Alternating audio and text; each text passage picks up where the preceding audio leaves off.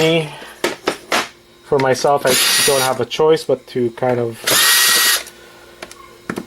take them apart. For some people it's worth it, some people it's not. I'm one of the people that it's worth stripping just for headache purposes.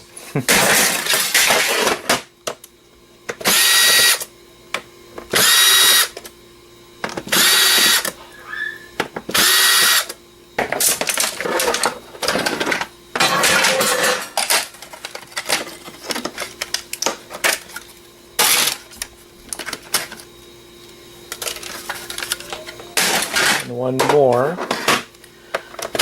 we'll see what we can do.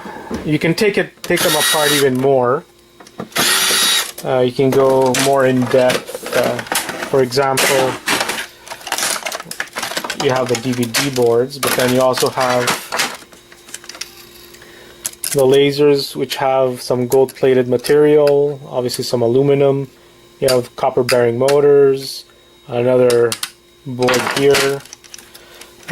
I might go through it a little more after the video, but I doubt it, just because I'm not really into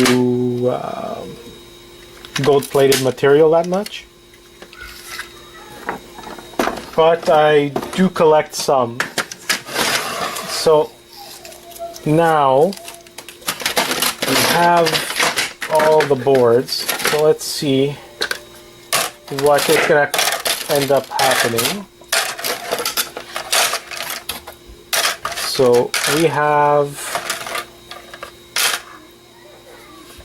9.2 ounces .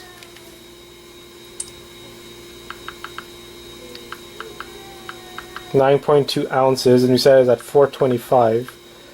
So it's actually giving us more or less 44, about 50 cents more by doing what I just did.